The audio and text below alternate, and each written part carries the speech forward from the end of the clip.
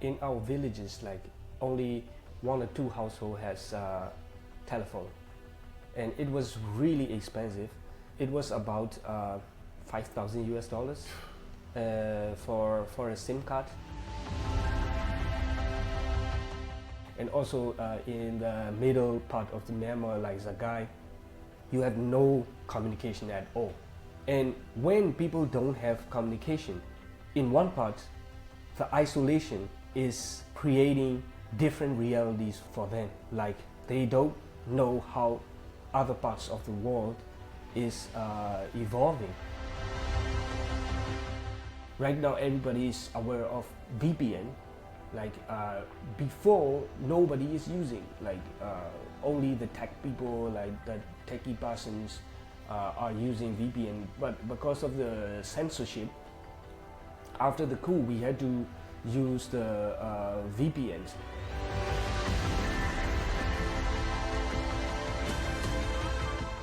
During the current crisis unfolding in Myanmar, events are happening so fast it can feel challenging just to keep up with them.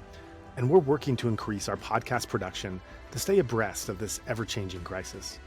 And besides our podcast, we encourage you to check out the blogs on our website, insightmyanmar.org, where you can also sign up for our regular newsletter. And you can follow our social media sites. Just look for Insight Myanmar on your preferred social media platform. With that, let's head into our show.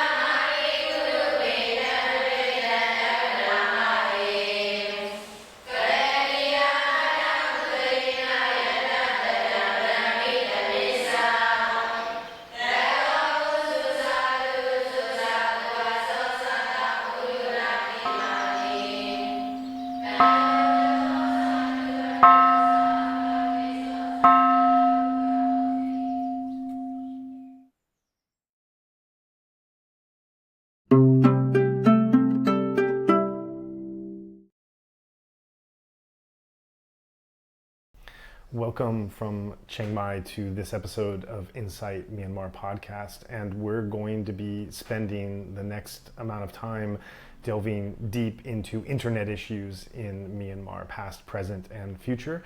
And our guest today is Bradley from Myanmar Internet. We're going to learn a lot more about his specific work as well as the work of his organization, which is really just doing incredible stuff, and how they're tracking internet shutdowns and the way that internet is being used and abused by the regime, as well as how the resistance is trying to get around that. First, we're going to begin by talking about the relatively recent history of the internet in Myanmar. But before we do that, Bradley, I want to thank you so much for taking the time to talk about yourself and your work, and invite you to give any introduction to yourself and your background. Sure, Joa, thank you very much for inviting me here. And thank you very much for giving me the opportunity to talk here.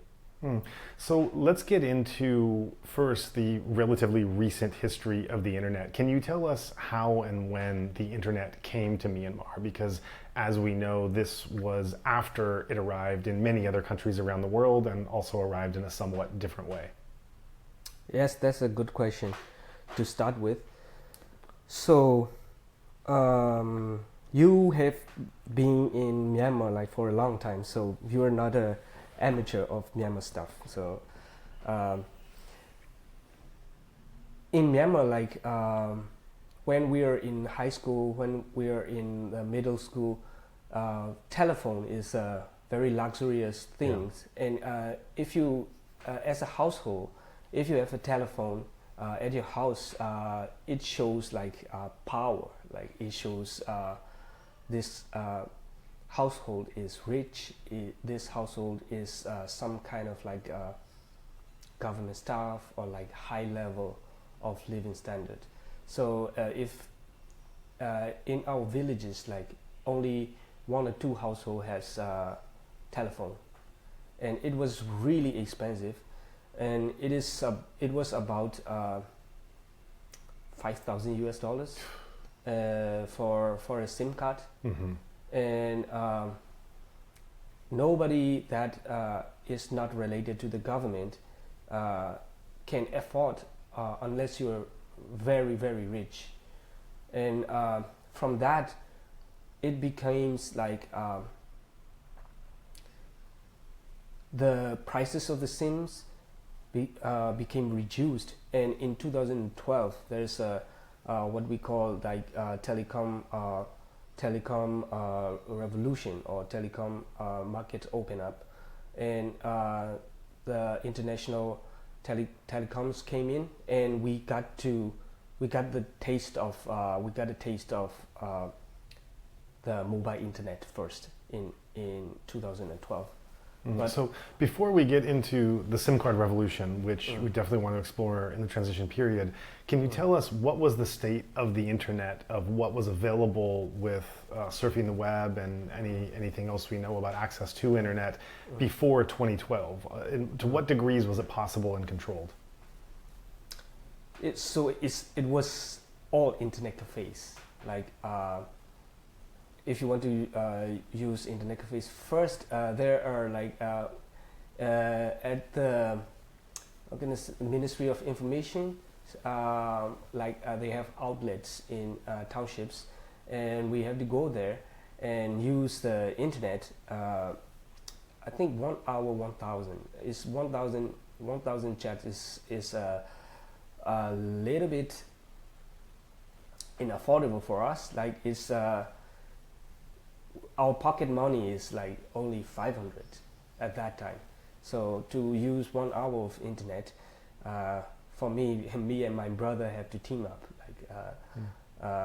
to use 1 hour of internet. So it's the era of Gmail and Vizio chats, and it's the flow is like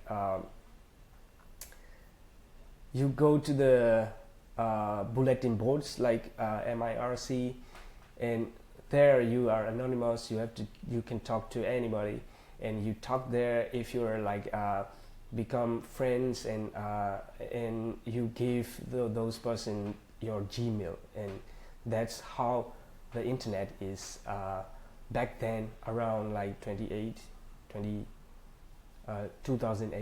2007, around those eras. So it was all internet cafe. Right. And I want to tell a story about my first trip there. When I went in 2003, I went to a cyber cafe, and cyber cafes were just sprouting up around that time. They were maybe less than a year old, and the experience I had was not like a cyber cafe anywhere in the world or Southeast Asia at that time.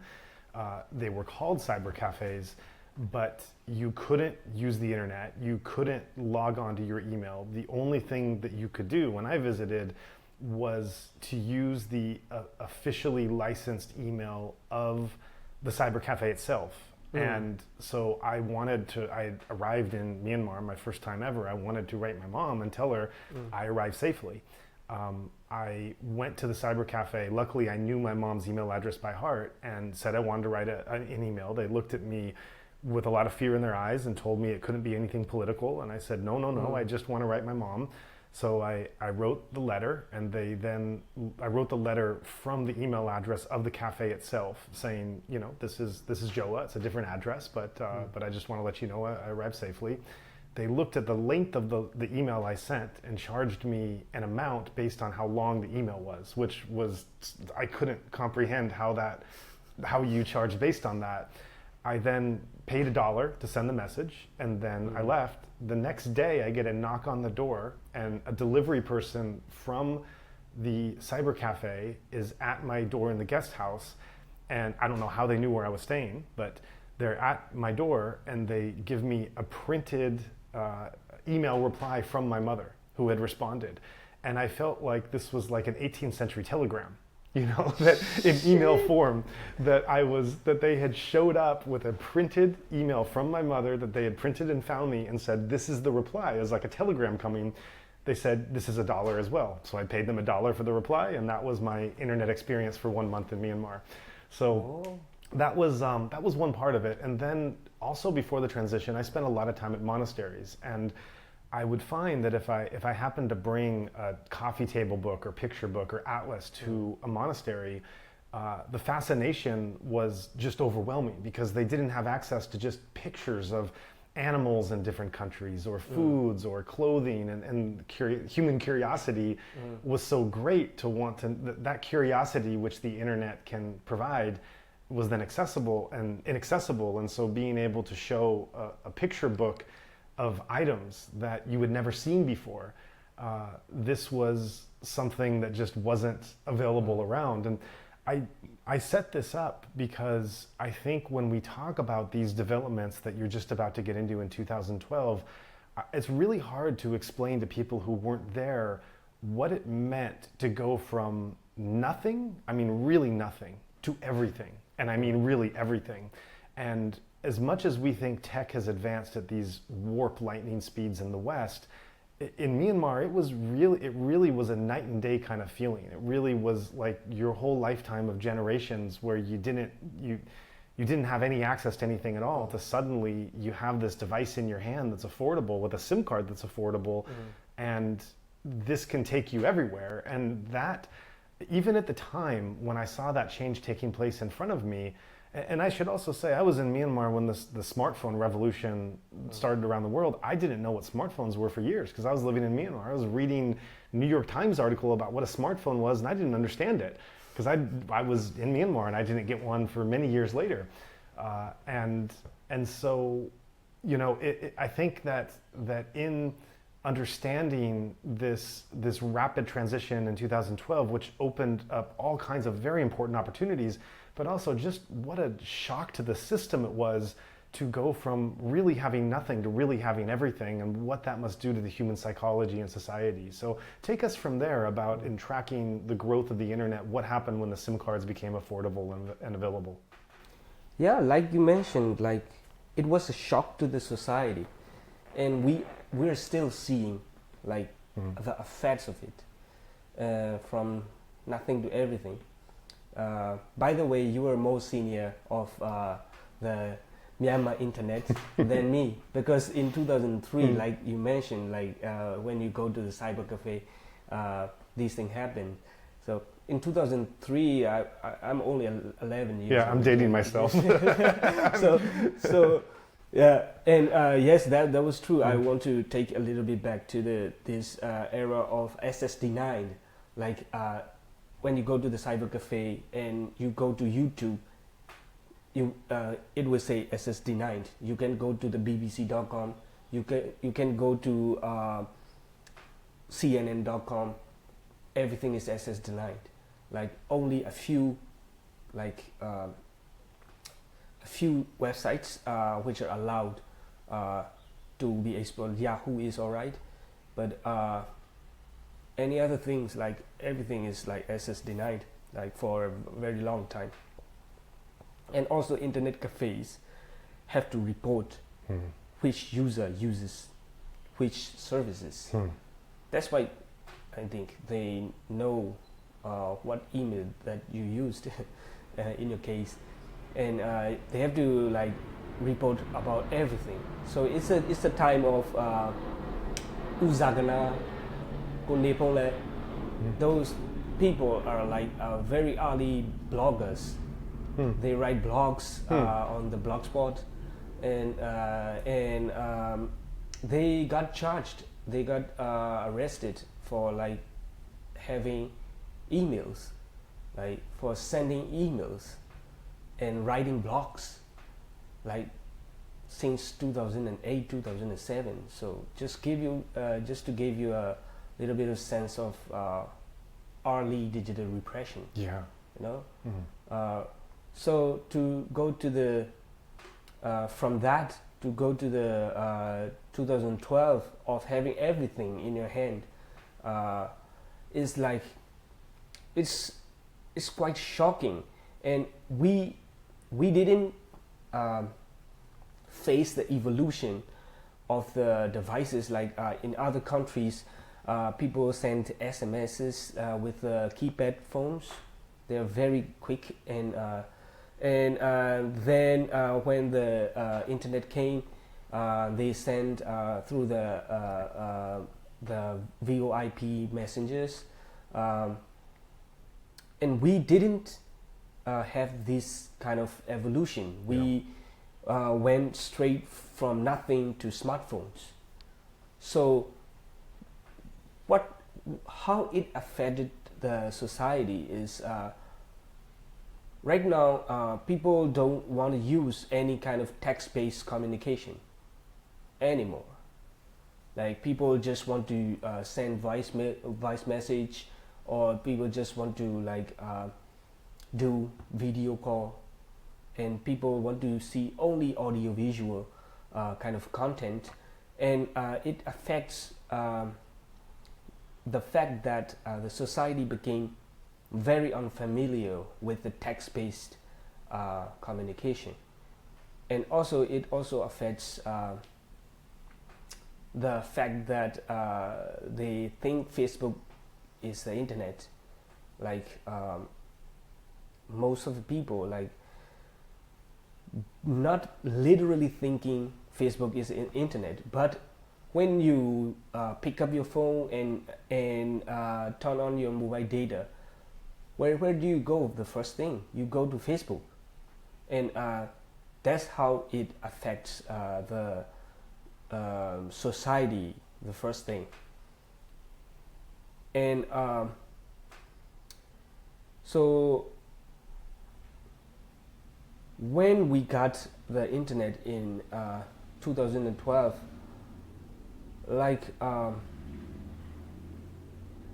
people, it was the start of our previous organization, like 2012, when the policy windows opened up, and we built up an organization, and I joined that organization in 2015. So what we started to do is digital literacy, because we have to start with this, because people have internet right now, like you said, nothing from everything, but people don't know what to do, and they became like passive consumers rather than producers. So we went in and we taught people about how to use emails, how to be productive by using these kind of ICT tools. So that was the start of everything. Like, before Myanmar Internet Project, our organization was with another name. So we had to get rid of this name because of the sensitivity after the coup. Right. So I imagine that as you're tracking the early days of the internet in Myanmar, and you're not just looking at the digital literacy, how to be active and not passive, probably fake information, also fake news, how to discern that, which is a huge topic we'll get into later. But then I think with access comes prohibition, comes spying, and the military trying to find out who's doing what. These things go hand in hand, and this is something that has become a very important topic in these last years of the coup. Can you take us back to the earliest instances that you've tracked? Let's start with internet shutdowns, and if we could look at when and where did the first internet shutdown occur, and how were internet shutdowns used by the regime? So the most obvious is the Rakhine internet shutdown. I don't remember exact dates and numbers of days and stuff about the internet shutdown, but it was at that time the longest internet shutdown was Kashmir's internet shutdown, but the Rakhine internet shutdown was longer than the Kashmir internet shutdown, and it became the longest internet shutdown in the world. Wow, really? And yes, and at that time our approach was to do the protest, and we collaborated with other civil society organizations and activists, and and do the protest and also policy advocacy that this is not good, this is affecting everyone's life. And we also did researches around these that internet shutdown. And one thing that is very unsettling is one of the respondents in Rakhine State told me that they became left out from the society, and they don't know any trends or anything that happening in the country, and they don't have access to the education, and it was very hard for the people to sympathize at that time, because you have internet, and also there are very little literacy about how the ethnic people are struggling and facing these atrocity of the military junta. Only like after the coup, the people in the urban areas and people, mostly the majority Burmese people, became understand about the troubles of the ethnic people. So it was very hard to convince people that this is a very bad thing to do. We talked with the ministers, and their justification is, it's not true they got 2G. That's not a good justification. That's not a good reason. While you can give every 4G internet, 2G is nothing. You can only read text. You cannot send anything, and 2G equals to no internet. And the justification of the Ministry of Transport and Communication is that we give them 2G. So it's an oppression right from the start. And it was when we talk about the digital repression of the military junta, that was not the first cases like the internet shutdown. There was the prior cases of bloggers being arrested, and people being arrested for sending emails and writing blogs. It was the first repression, and these internet shutdowns became as the second wave of the digital repression. So it was right from the start of the internet. It became with Myanmar's internet was born with the repression. Now, as I understand it, the very first internet shutdown was the 2007 Saffron Revolution. Is that correct? Yes. And can you describe, from the military regime's rationale, what are they hoping to accomplish with the military shutdown? Why are they doing it? You mean internet shutdown, right? Oh, they have this strategy when there is going to be a battle. They cut four main. They call it Piat Li Piat. Piat is cutting. They cut down the. They cut down the how can I say it? The logistics of the food and supplies, and they cut down the communication, and so to say in this category, 4 categories of cutting down, communications is one of the categories. So internet, I think, falls under the communication category. So, but the internet they're cutting is not just the internet that the resistance is using. They're obviously cutting off the internet for entire civil society for days, yes, weeks, even longer at a time. Yes, it's the problem of internet shutdown from the dictator's place is it is very hard to shut down just the specific area, because internet is interconnected. Mm-hmm. Like every nodes, all the computers are nodes, and we are all connected. That's a good thing, good resilience of the internet. So if you shut down the internet, you have to shut down like almost everything, like almost every services that is depending on the internet. So it is called dictator's digital dilemma by the internet researchers. So yes, it's one of the difficulties, but right now they are becoming very good at it. Like they have been practicing for like a very long time, and in 2022, 23, they became very good at it.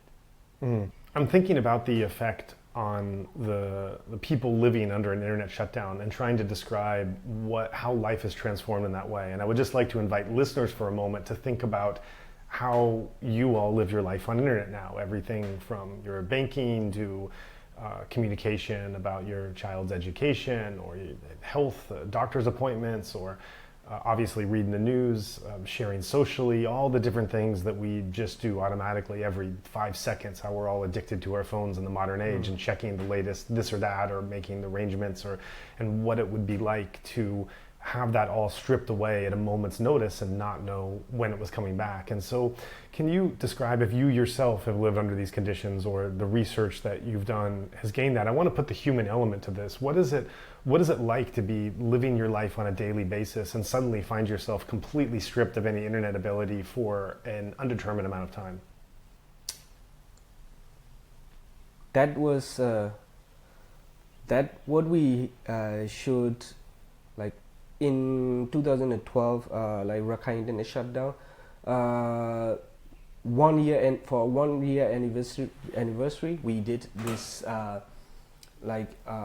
no phone, no communication thing, like a simulation of internet shutdown at our office, and we couldn't like last 30 minutes before freaking out. Yeah, you know, and people became like the situation became so awkward, and we were talking, and eventually we don't have anything to talk about at all.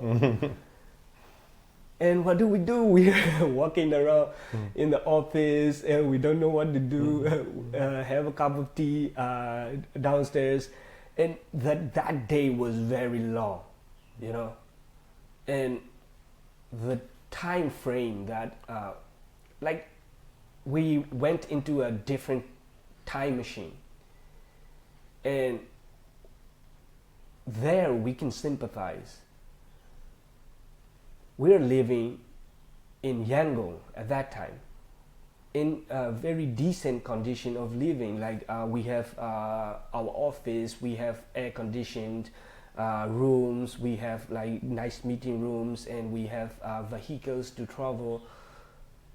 But the same situation of internet, but very different context. In Rakhine State, they don't have any like aircon meeting room. They don't have very fancy vehicles to move around. They don't have cars. They only have maybe motorbikes or like bicycles. And with that kind of situation, they have to face a very long, you know, days. Like it's not 1 day, 2 days. It's for years. So it's likewise right now. People, for example, from Rakhine again. Right now, Rakhine is in a very intensive battle zone. So most of the areas are cut down. The internet is cut down in most of the areas, and also in the middle part of the Myanmar, like Zagai, it is very hard to communicate. Like you have no communication at all, and when people don't have communication, like we are seeing like in one part, the isolation is creating different realities for them. Oh, Like they don't know how other parts of the world is evolving, what is happening in other parts of the world. Things happening in the internet shutdown areas are better intensive areas mostly, and they are only seeing these killings and fightings and guns and bombs and airstrikes, and it becomes their reality, and people become very angry, very sensitive, and very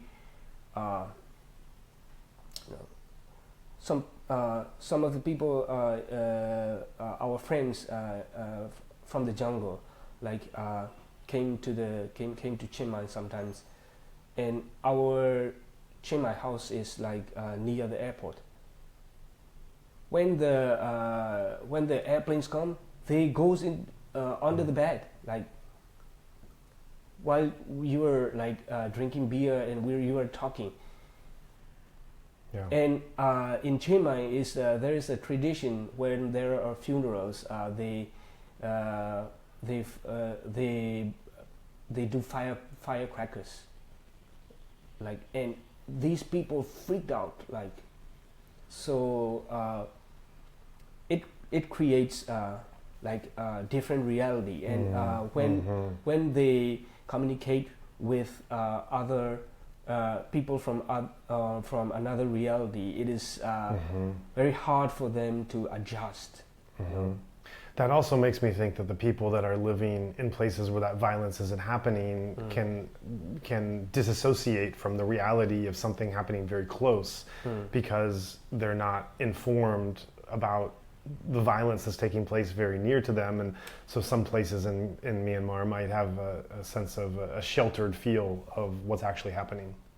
Yes, it's life and death, you know. Having internet or having information is life and death in those areas. Like you cannot run away. There are like scout channels, and also there are if you have internet, you can like at least know if the airplanes are coming, if the battles are becoming intensive in the areas that you live.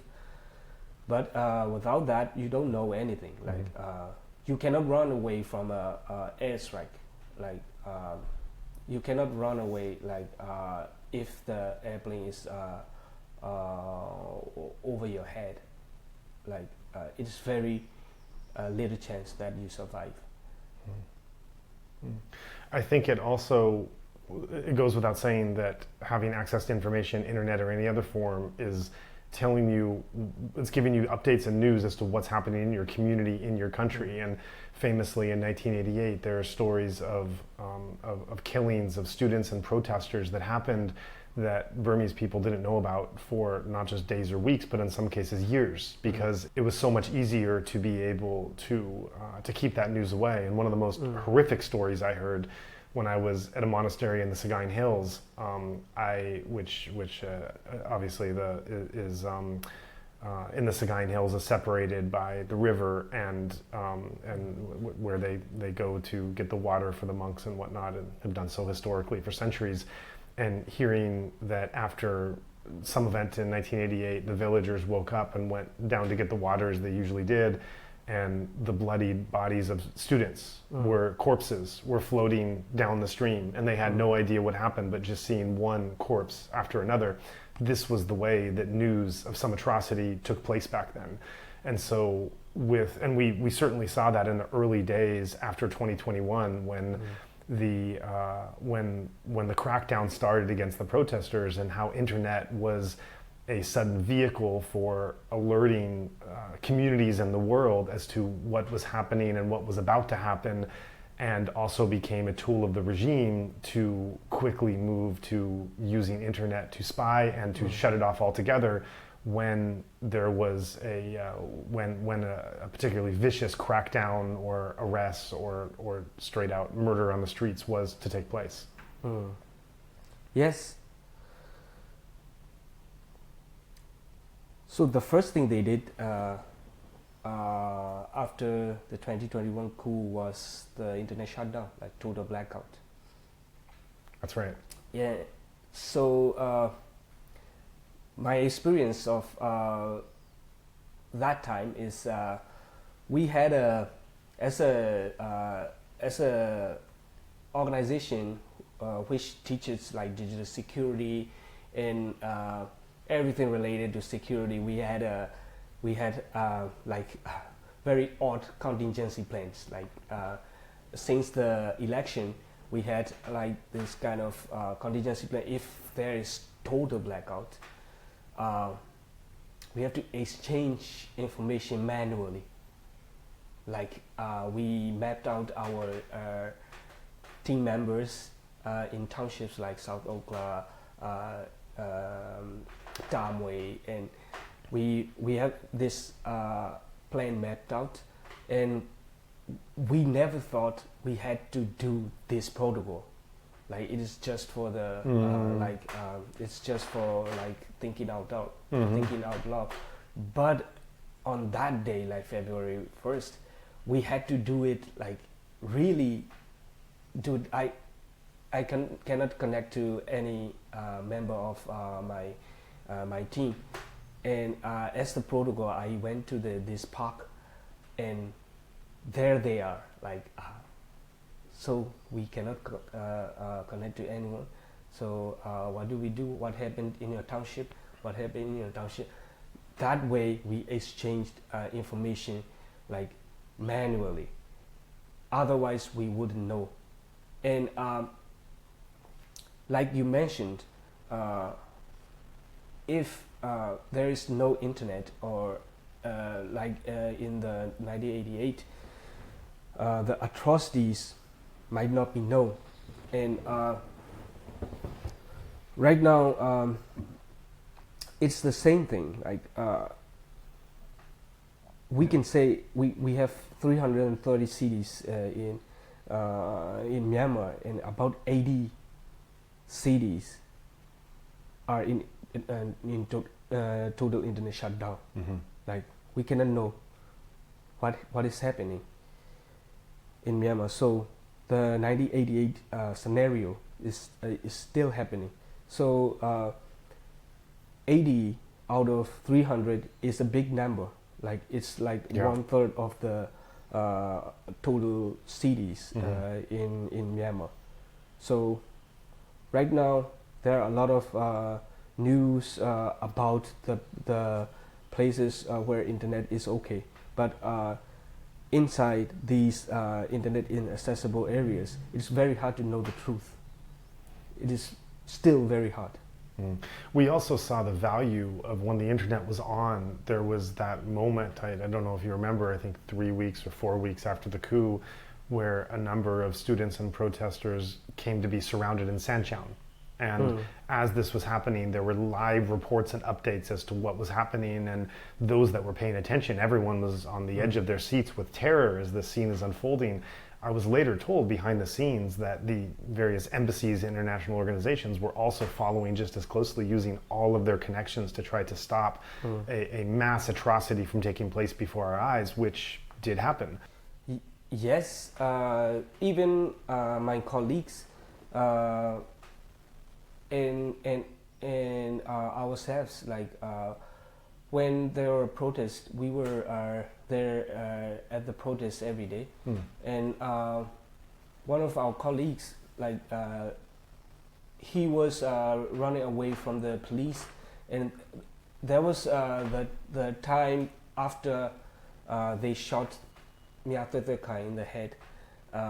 So it is sure that they are going to shoot if they got if he got caught. But while he is running away, as he has internet, he is calling live in the group, so we can know the situation.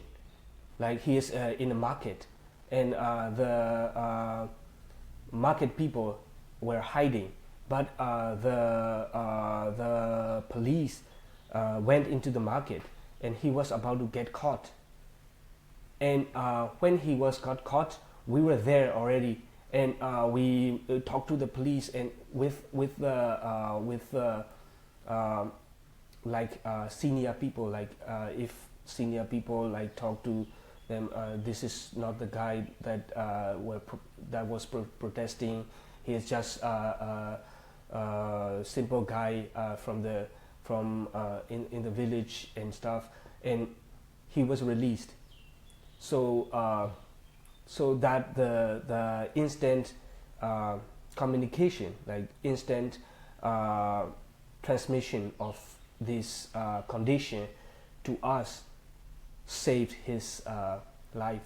Mm-hmm. So there are a lot of examples of that, having internet has saved the lives of the protesters.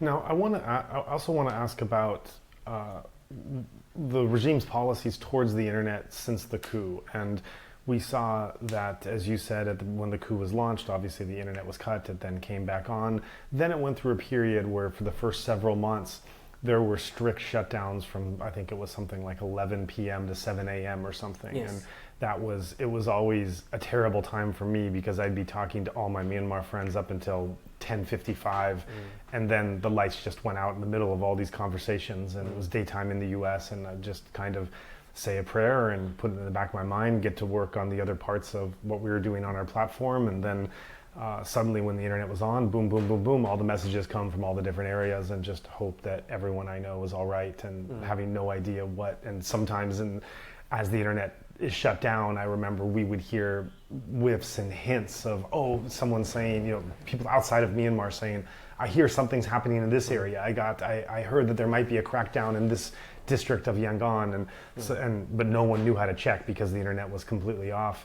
And then after some time, the regime ended that policy, and then there was internet 24 hours a day, albeit with these shutdowns taking place in various quarters. But my question has always been, first of all, why have the internet at all? What reasons do you think the regime has for leaving this internet access in some form accessible to the people in the country in some areas, and having some form of internet access available, but then why not continue the limited style that it was? Because right now in Myanmar, there's many internet shutdowns, and we'll get to those, but outside of those internet shutdowns, there are places where it's routinely available and continues to be accessible, and this continues to be used by the resistance in all kinds of ways, from counterattacks to getting news out to the outside world, to documenting war crimes, so many things the regime would not want. So why? So even though the internet has been taken away in so many places, before we get there, I want to ask, why is it left in the places and the amount and the access where it still continues to function? Yeah, that's a good question. So I think it is there.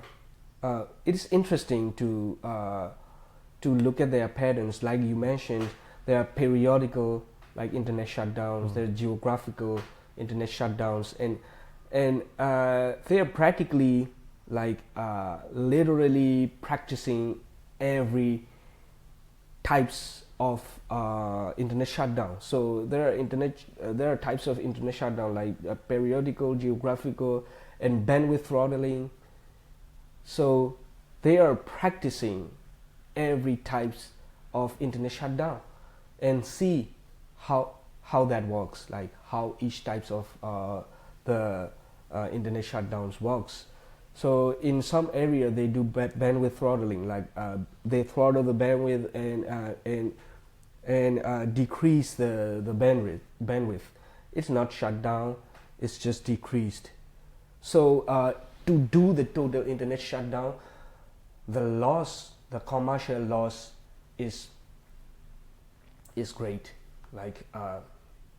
The revenues, right now they own basically every telecoms is their profit. Like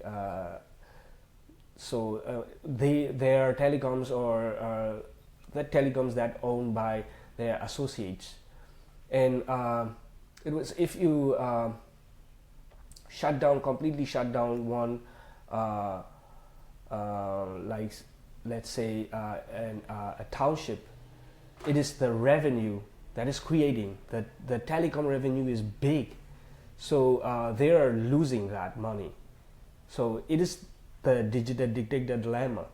Is so they also have to like see what is the optimum amount of shutdowns.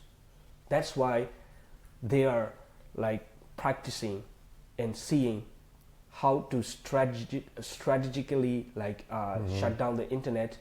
Not very much of the loss, but not very much of the freedom.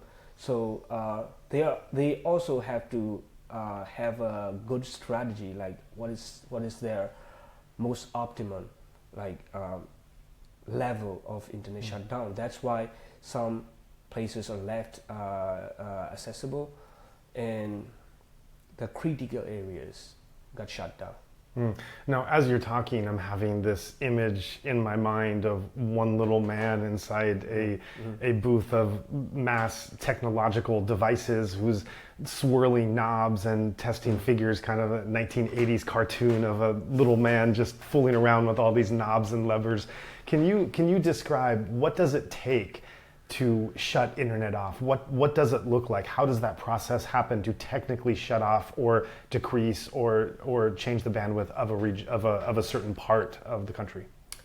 So I talked with the people on the ground about these shutdowns, and in some areas like the internet is shut down, but they have ports like in cell towers and like local internet service provider, they have ports. They can close that port.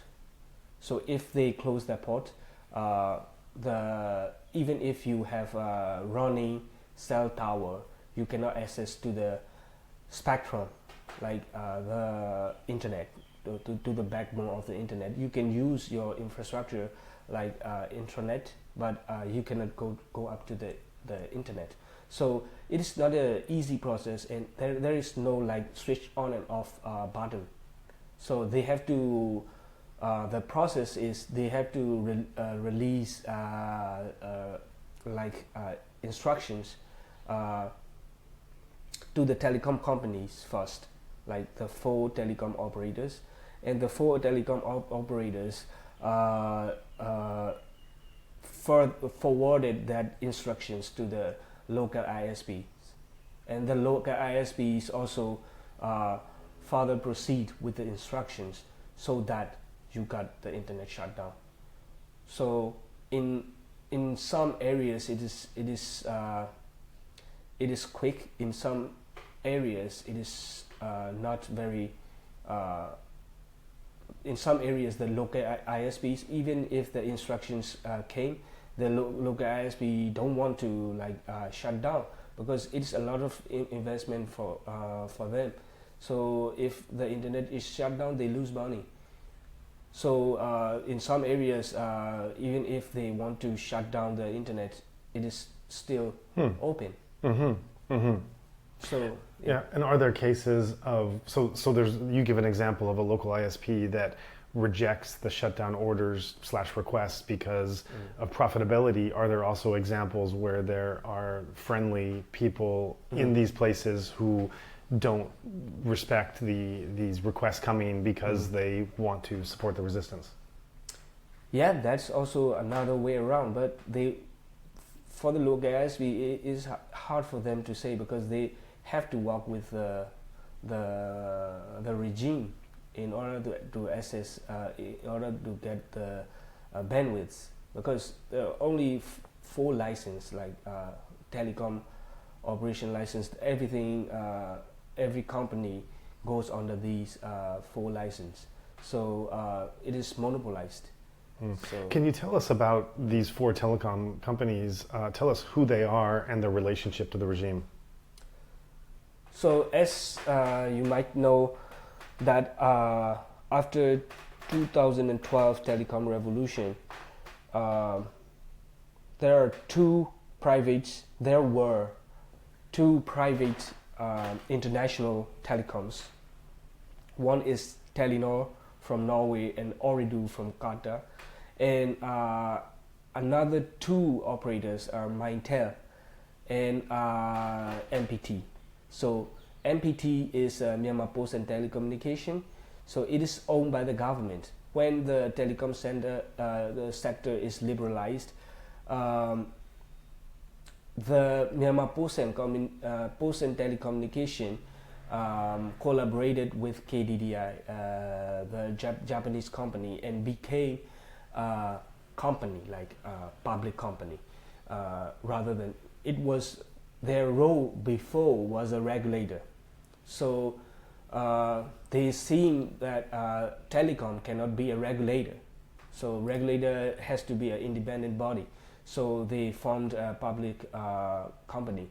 So means to say those two operators, another one is Mintel. Mintel is owned literally by the military, Myanmar, and in collaboration with the Vietnamese company. So means to say the MPT and Mintel is the military junta and its associates from the first. So 50% of the telecom sector is in the hand of the military junta from the start. And after the coup, what happened is they forced these two private telecom companies like Telenor and Ooredoo. So Telenor, with our civil society's relationship with Telenor is very good, and Telenor is what we consider as the most like human rights respected company. They have their own data protection policies, and they denied the government request of the personal data, and they were very good at these digital rights.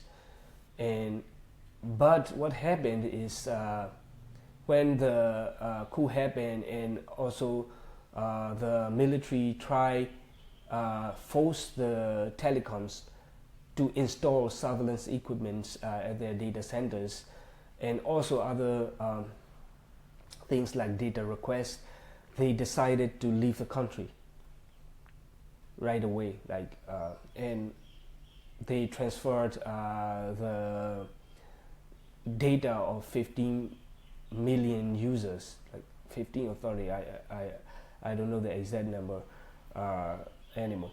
So they transfer the data, personal data, to the military affiliated company, and it is that's the separate case that we can talk about. So Telenor left the country, and then Ooredoo also they're still running with the name of Ooredoo, but they're going to sell their company to one of the military affiliated organizations. So meaning to say right now 100% of the telecom sector is owned by the military affiliated entities. So that's where the next new phase of surveillance and digital repression became alive. I want to go back to that decision that Telenor made when they faced this demand from the military regime to turn over sensitive data, basically to become a spy agency in service of the military. To be in that position as a company is no easy position. As a digital rights activist such as yourself that was monitoring this, what do you think they could have done and should have done in that instance? So as civil society organizations, Telenor leaving the country was very, they did this decision very rashly. And also there are guidelines of OECD. So as a collective body of civil society organizations, we complained OECD to talk to Telenor that this is not a good move, and they should be responsible for transferring these data before they leave the country, because they are responsible for these data not to be abused. So we complained at the OECD, and the response of Telenor is I think they sued, or they opened a case in Singapore or something, saying that they had to leave very rashly so that they couldn't sell their company with a good amount of money. And we were complaining you made a lot of revenue, yearly revenue is 300 million or something. So we demanded. So the users are 80 million. So $1 for every users for 80 million. So, but Telenor, I don't think Telenor is responding to that. So in summary, Telenor's decision was very rushed, and they didn't think of if they respected these. They know the consequences. They know what will happen if they hand this vast data, or the vast amount of data, to the military junta. They know what will happen. They know what will be the consequences. Right. I guess what I'm wondering is if they left the country in a rushed way, sold the company, gave up their assets, why couldn't they do all of that without handing over the data? What benefit or incentive do they have to hand over data that, as you say, we know very well what the result of that will be? I don't know what will be the consequences, because if you want to know, you have to. I don't know what's the deal with their between their companies. They sold the company to Acton, so I don't know what's the deal between them. If maybe it involves the data, the price of the company involves the data. I see. So either way, if it doesn't include the data, they can do something. If it is possible that if you don't transfer these data, it is going to affect the operational aspects of the company. But at least they can do the minimal amount of data. Right. They have to make sure they only transfer the minimal amount of data. If the deal includes the data, it's not good. It's not a good deal. They are just selling the data to the military affiliated company for money. Yeah, so they have blood on their hands. Yes. Yeah. So let's get in now into looking at the history of military propaganda on internet, using the internet. This is something that's been widely covered, particularly in the Rohingya genocide, and there have been reports issued on how Facebook contributed to the misinformation campaign. This is, of course, no new thing in Myanmar, the military propaganda trying to to fool the people through, even in pre-internet days, and the various ways they would try to put out fake news or propagandize news to prop up their rule and to minimize and things that weren't happening well in the country, as well as to criticize those people who were seeing a different vision of the future. Can you tell us briefly about how the Myanmar military over the years used the internet as a tool for misinformation, and then into the coup, how it has continued to do that? They are also very good at it. They have been using like social media as a weapon, like since the Rohingya genocide in 2012, and also they are becoming very coordinated, systematic, and right now, if you are a pro-revolution person in Myanmar, and if you got doxxed by one of the propaganda channels, like there are a lot of like famous propaganda channels like Hanyang, Banyo, and those kind of channels. If you got doxxed by those people, you are physically in danger. Like your house can be raided, you will be arrested, you will be tortured to death. It's possible. So it becomes a real threat.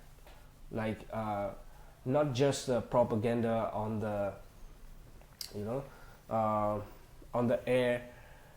It becomes affected to the real life, to the real danger. So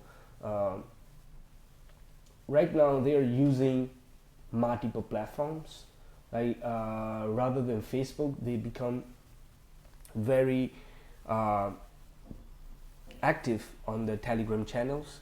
And the thing with Telegram is the channels. Like even if your channel is reported or being deleted, you can create another one very quickly if you have the list of your subscribers.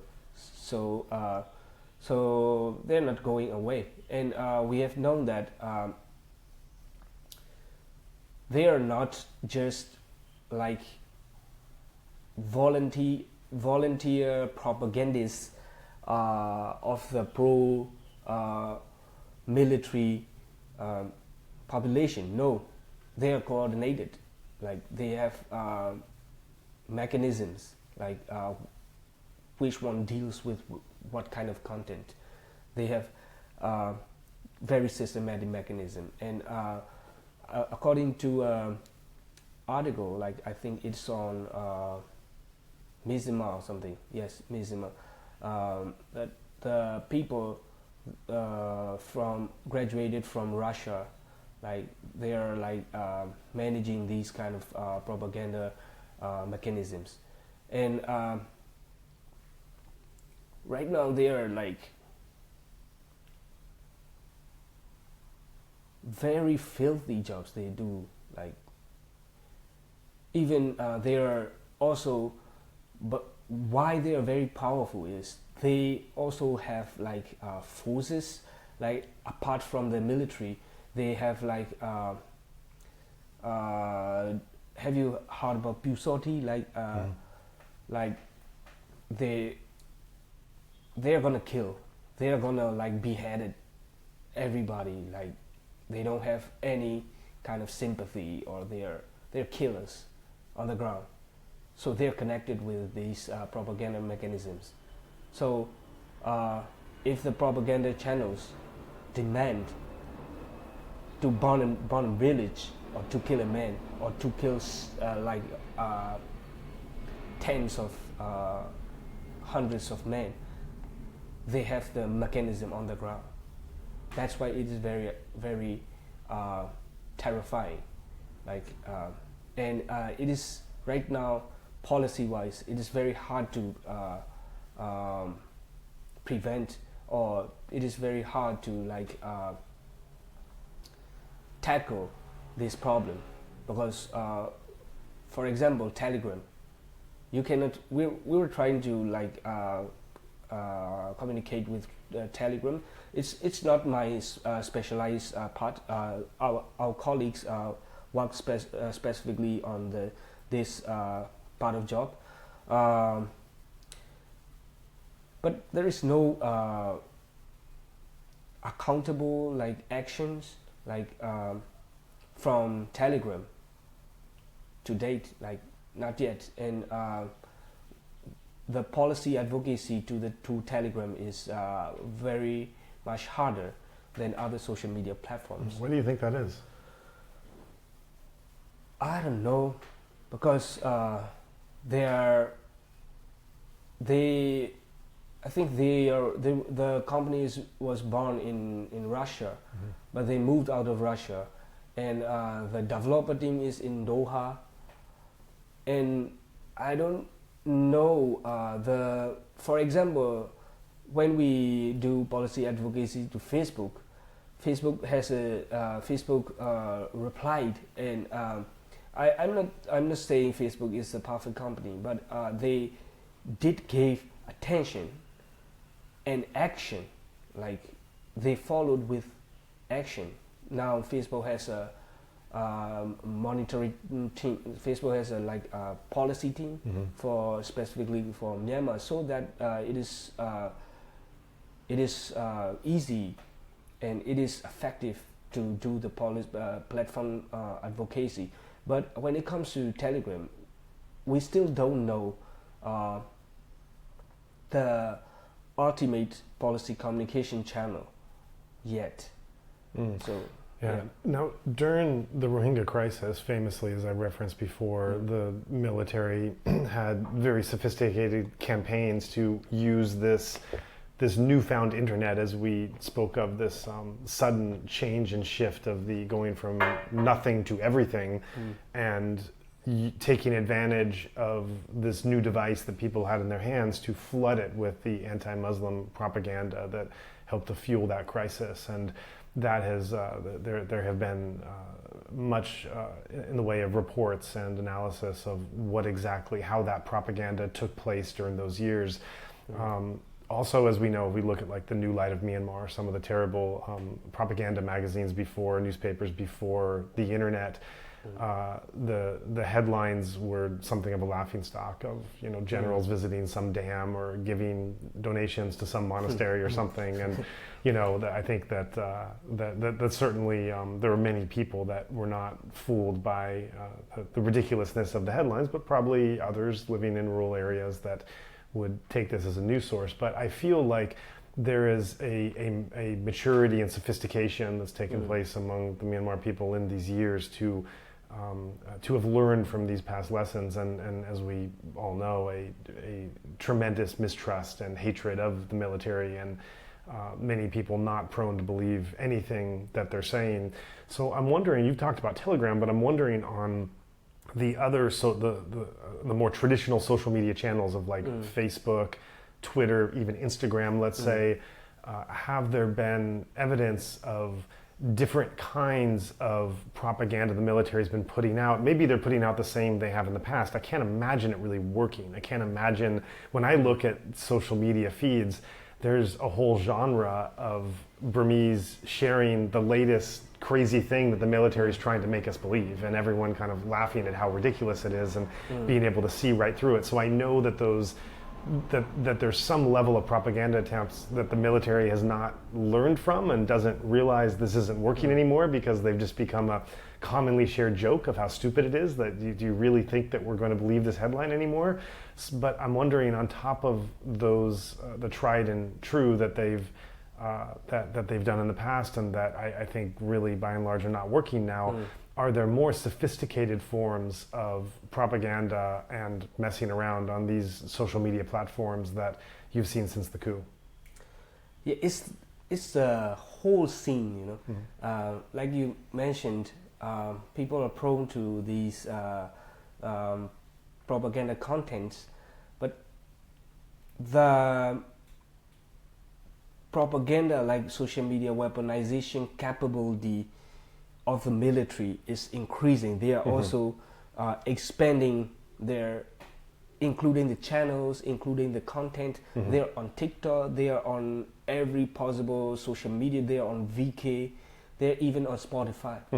So that's the expanding of the outreach channels. And also there are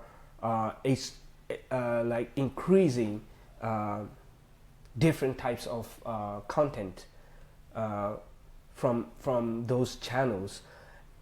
And on the other hand, there are also civilian, like the civilian initiated channels to tackle these contents. It's they were also very creative, you know, tackling these propaganda of these propaganda channels. So right now you can see both repression and resistance at the same time. So the military's propaganda mechanism, yes, suddenly becomes more sophisticated, and they also have like dedicated teams to create contents. And I think they learn from like very famous and sophisticated campaigns like Cambridge Analytica. Like they target, they don't need to target the pro-military people. They cannot target the pro-revolution people. They target the gray area, people in the gray area. They don't know very much about it. They don't know. Can you give some examples of how they target them? Some of the more innovative, sophisticated ways that are showing their development and their increased innovation of how they're trying to target these this gray area in ways that we haven't seen before? Oh, one is in terms of strategy, like it's not just one specific thing that they innovated. The whole strategy is the innovation. Like the whole strategy of before, there are pro-military supporters, like they are doing this propaganda out of like voluntarily doing. Right now it seems that they have hired these persons like for dedicated positions, and also they are expanding like the team. And also according to the Mizima article, they have like very educated people on the background, like think tanks, I think. And also they have advisors who are advising these kind of military propaganda mechanisms. So it's not just the content; it's the whole strategy. Can you give us an example of what you've seen of one way this strategy has been playing out that is perhaps surprising or something new that we haven't seen before?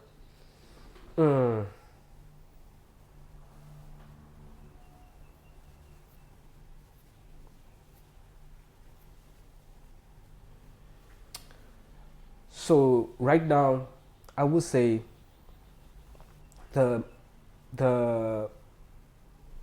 most effective from their side are the TikTok videos. Like the military guys who are in the battlefront are going live and talking or like dancing with the pro-military songs, and talking like, okay, Aragami, we are coming, we are going to kill you, we are going to do this and that, and this kind of things, and saying like, we are protecting this country, and these revolution, the rebel guys must die, that kind of things. Like those things are like just examples that there are a lot of like contents, but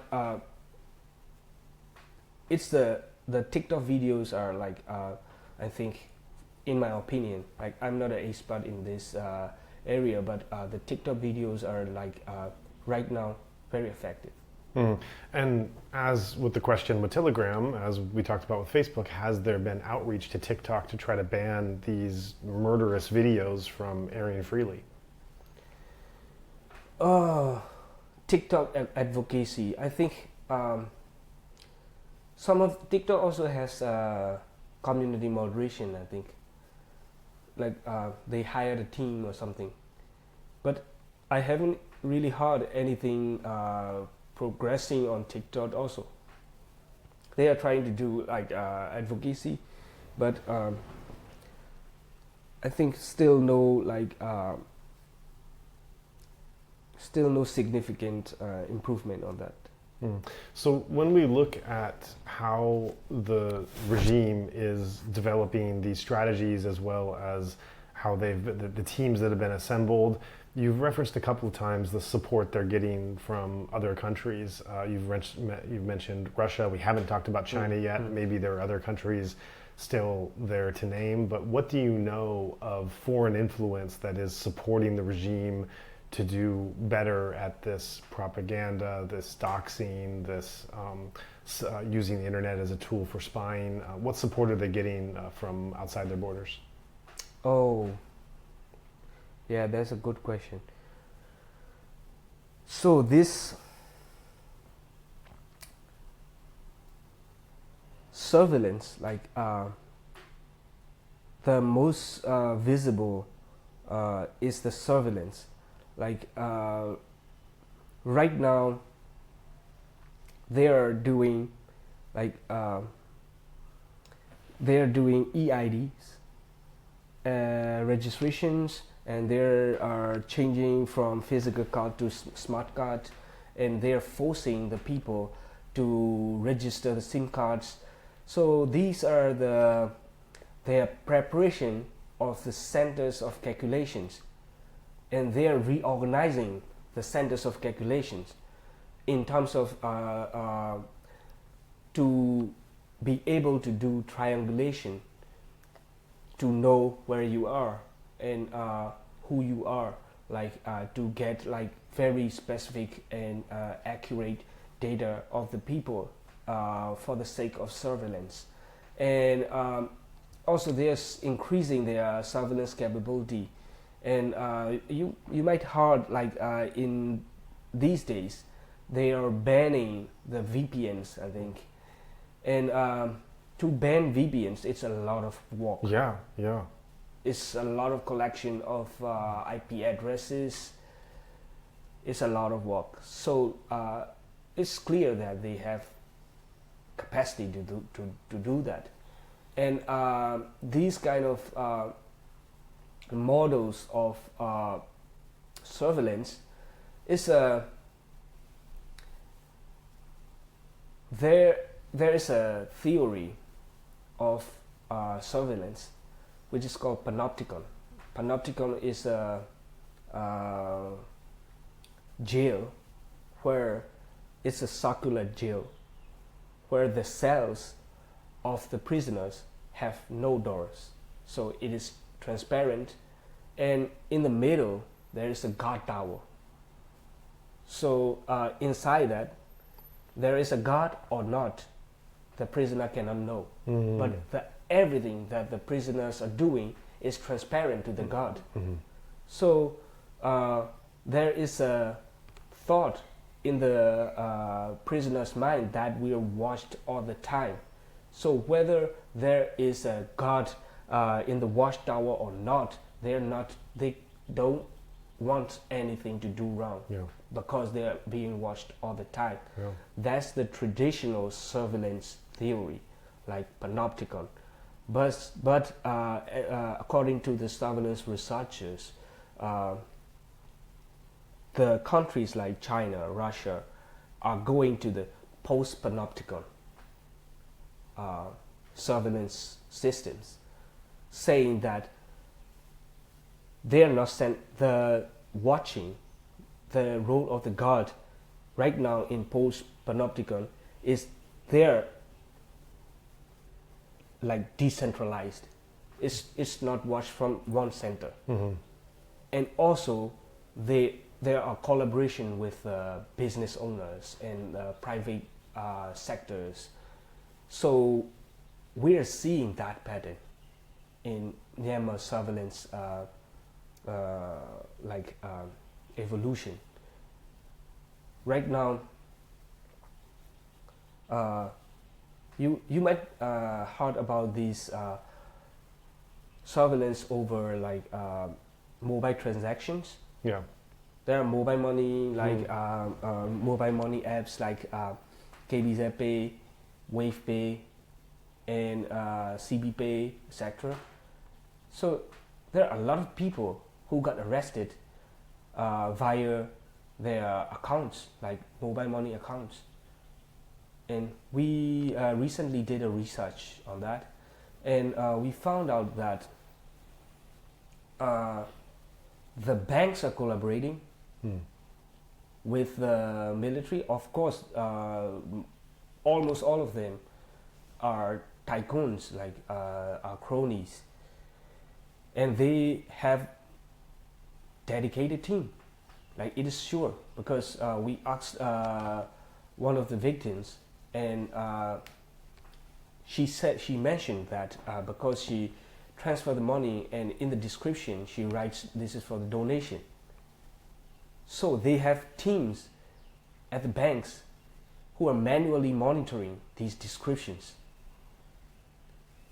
And also, if you are suspected, the consequences are so dire.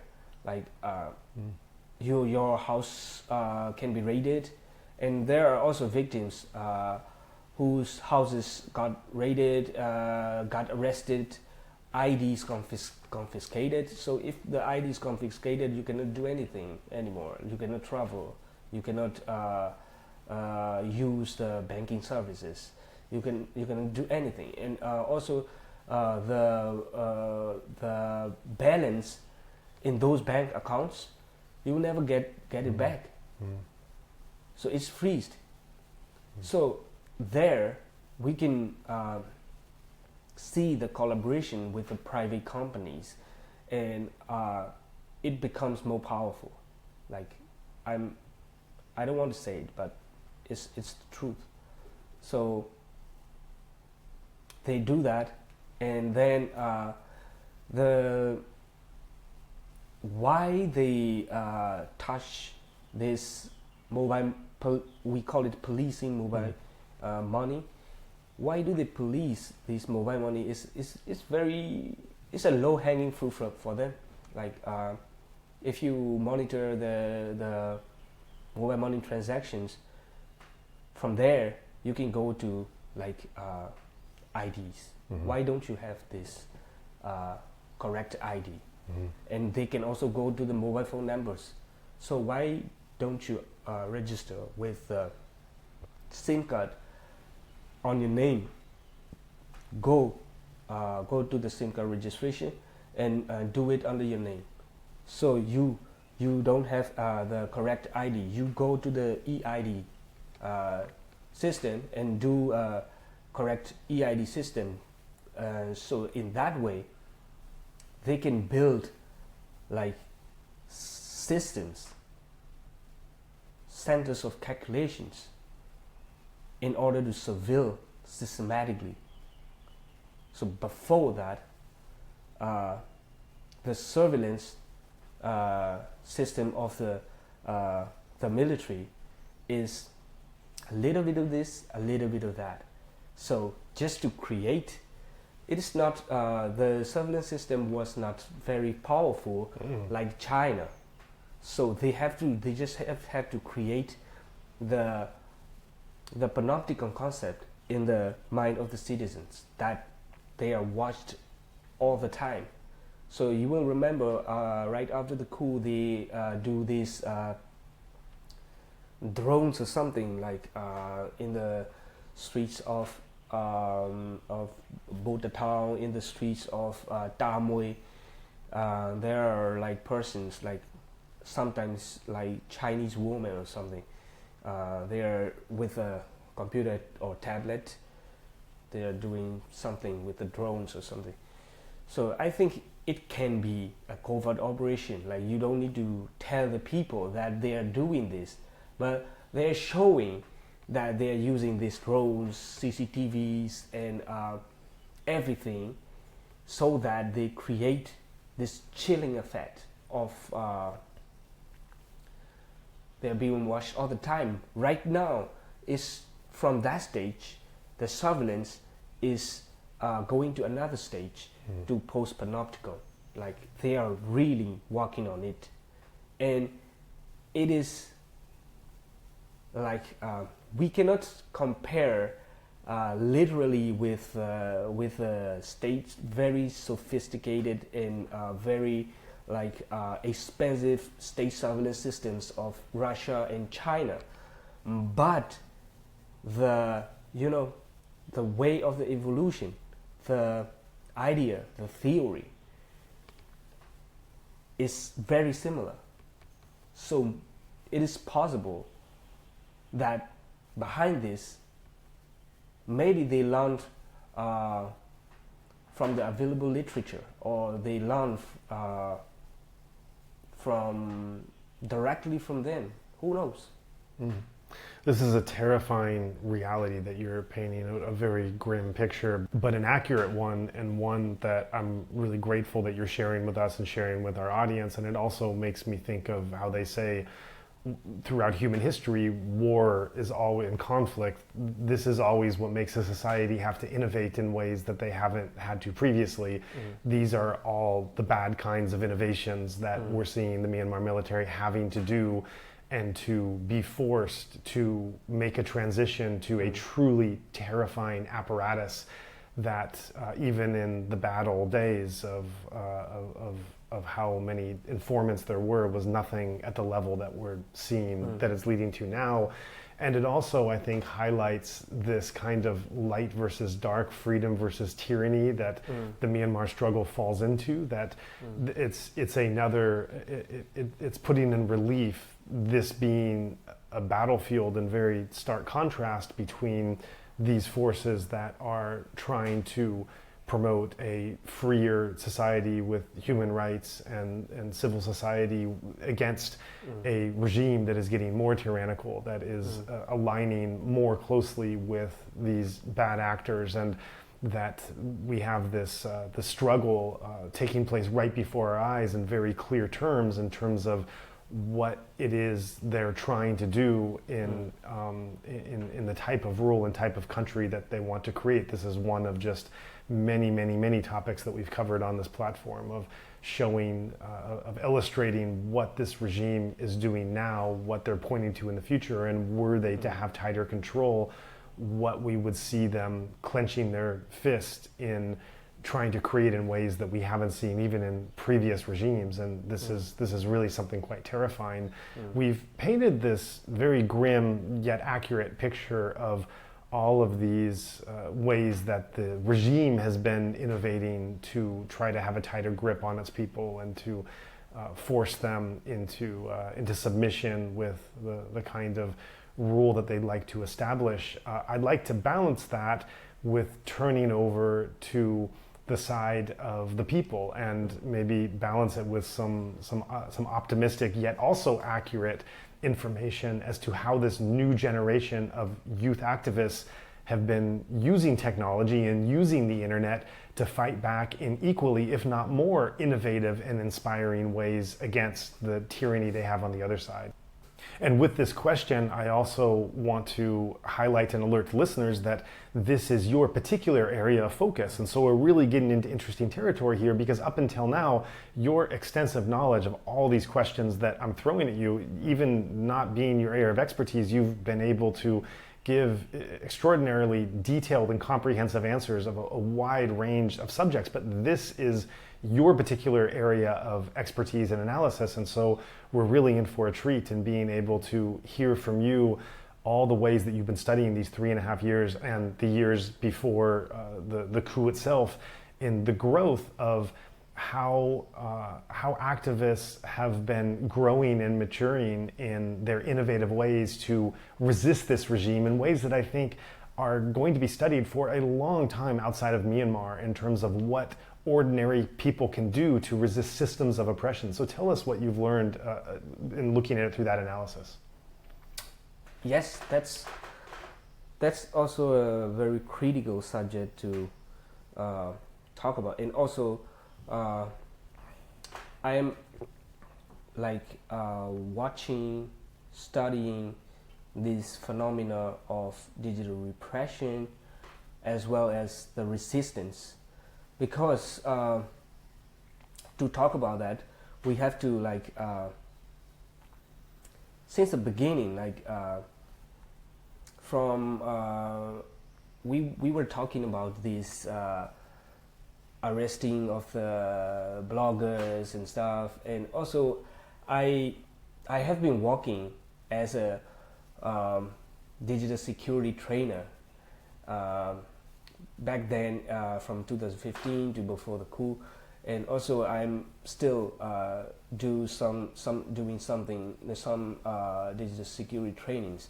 So before the coup, like 2019, 20, if we give digital security trainings to the activists, to the journalists, the 1/3 of the time is convincing them this is important. Really? This is serious, and the risk is there. Like the real risk is there, but it is very hard for you to convince, because there are no harms yet. But after the coup, we don't even need to convince people anymore. Like there are a lot of people, we ran out of resources, we ran out of trainers to provide digital security training. Everybody needs it right now, and it becomes life and death. You know? If you don't know how to hide your protesting photos out of your phone, you can be arrested in a checkpoint. So that's and also Signal. Right now we are using Signal. Everybody is using Signal. But before the coup, it's hell of a job to convince people to use Signal. They are always on Messenger. They are always on Viber, you know. And after the coup, everybody is on Telegram. Everybody is on Signal, and from that we can see technological adaptation. Yeah. Because of the repression, because of the real danger. So innovation often comes from the repression, like from the very severe environment.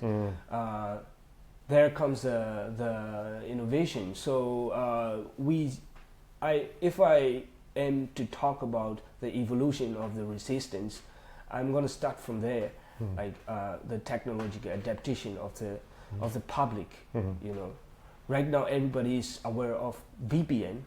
Like before, nobody is using. Like only the tech people, like the techie persons, are using VPN. But because of the censorship, after the coup, we had to use the VPNs, and also from the very early stage of the resistance, we see like the campaigns, like the clicking campaigns, like click to donate, and also YouTube channels, and also PDF games, that kind of like revenue creating.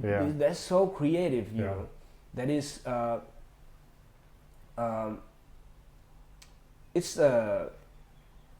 it's very unique because of this environment, because of these given facts that we are becoming mature in digitalization, and also the power of the youth, they have they are digital natives, and they are very creative, and you don't need to explain Gen Z how to navigate through a web page, or how to navigate through an app, and this is their thing.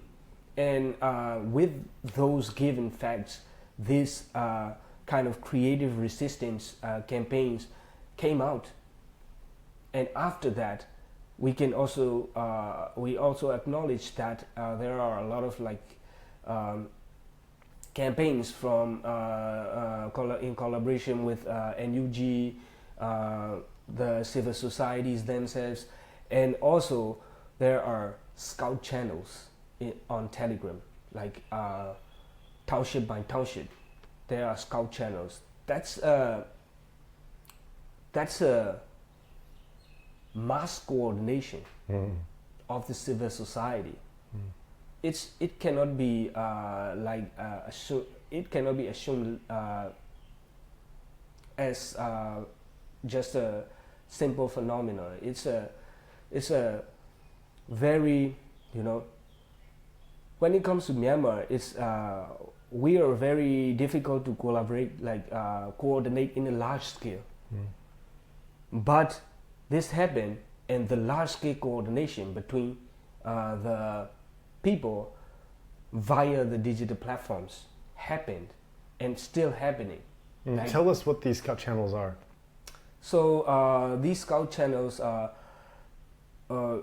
where people voluntarily provide information of the moves of the military. For example, if you are living in a certain place, like for example Ta Mui Township, so you saw a military tank on this and this street, you tell voluntarily to this scout channel, and the admins of the scout channel verify it, and if it is true, they release the information. I see. So that you can know where the checkpoints are, where the military vehicles are, and also there are even like airstrike scout channels, where people who are close to the airports, they're watching. Amazing. They are watching the airplanes, manually, and they provide this information voluntarily. That right now they are doing that for 3 years. They are now. They can they can tell which airplane is which. This model airplane, this one, took off to this direction, and so that you can know that what are the enemy's air routes are. So these kind of collaborations are resilient, because it's not centralized. It cannot be rated, because there are so many contributors, not only one. So, and also those kind of things,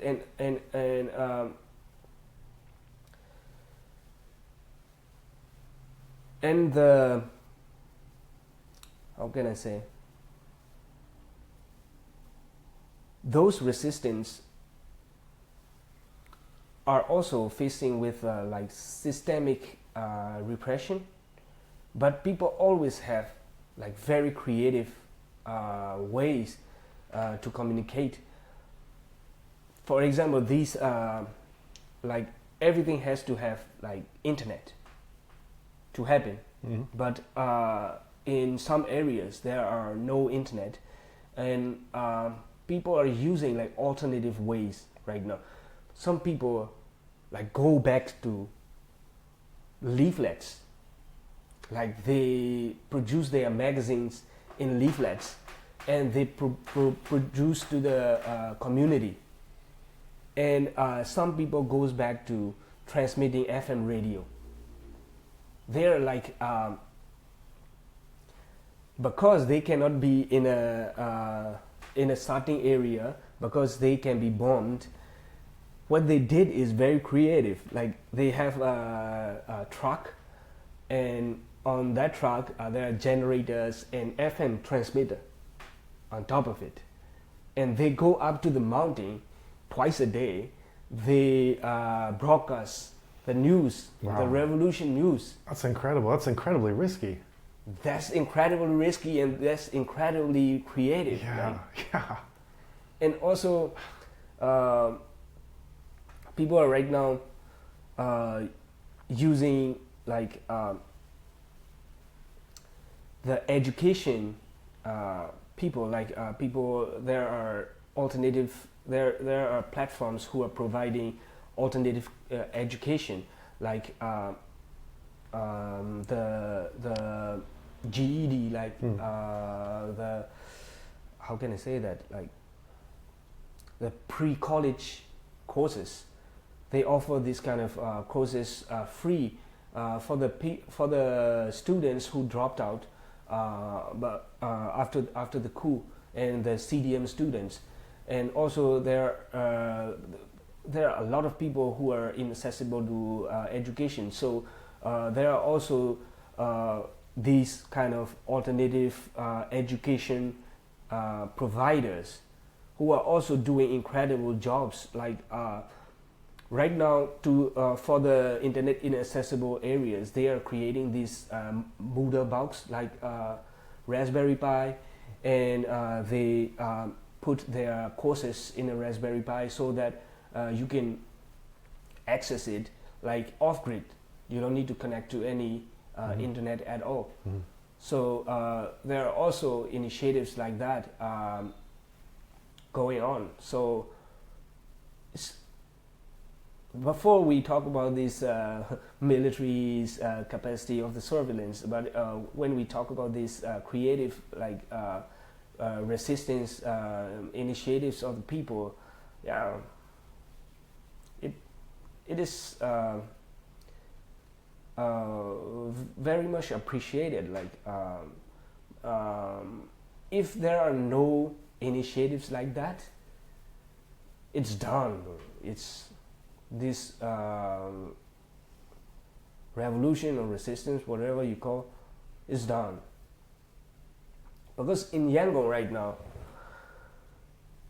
only very few people are talking about these political revolutionary things. Right now, nobody can talk about these things in Yangon.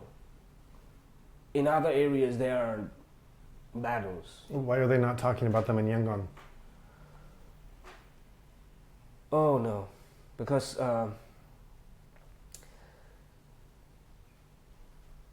right now, if you are living in Yangon, you have to aware that there are a lot of intelligence, like SPs and military intelligence in everywhere. So you have to be careful about if you are in Yangon and you are you are at a bar, you are at a tea shop and talking about these things. Oh no, it's not very wise to talk about it. That's why I've heard from my friends, like it's not very easy to talk about these things in public.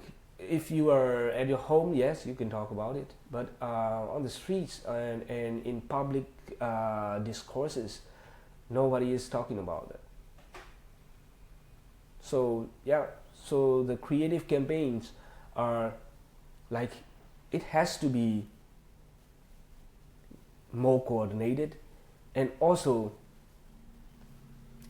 we're in need of solutions and learnings from other countries that have done it. Like for example, for alternative communications, right now we're using the revolution forces and people in internet inaccessible areas like IDP camps the only viable way right now to access to the internet is Starlink. And right now, Starlink is being seen as illegal. Yes, it is illegal. Like it is not authorized in Thailand or in Myanmar yet. But it is the only way, that like only affordable way. Like we can use like geostationary satellites like Thuraya or Inmarsat, but it is incredibly like expensive, and those services are like being used in aviation or marine industry. It's not made for end users, so it has a lot of interferences, and maintenance is difficult, and the prices are expensive. But the Starlink is only $599. It is relatively expensive still for the people in Myanmar, but it is affordable, accessible, and it is just plug and play. You don't need any technical assistance to configure that. It's like intermediate level. So right now it's the only way, but the challenges are Elon Musk is talking about roaming, and not very recently he suspended the roaming service in Africa, and also he is looking at this roaming service to be cut off in some areas. If he cut off roaming service, Myanmar is, a lot of people will be in danger in Myanmar. And also, for example, in Thailand, it is the Starlink is associated with, in the news, like associated with the online gambling gangs, and they're criminalizing Starlink. But the sad thing is, we're using the same technology, like, but the Chinese are using it for gambling. We're using it for life and death situation, and the people, the governments and corporations must know what are the intentions of the application. They just cannot criminalize like overall, like by in general, if you possess a Starlink, you are doing online gambling. That's not a good notion. Like that's not a good hypothesis, and it is going to affect so many lives. So we need to like tackle on that kind of things with policy advocacy. And also there are a lot of technologies in need for off-grid communication. Like I talk with you, I talk with other friends from other countries around the world, and we talk about this technology and shit, and we talk about blockchains, we talk about AI, and we talk about like quantum computing and everything, like digital currency, blockchains. But the conversation ends in my country there is no internet. It's the end of the conversation.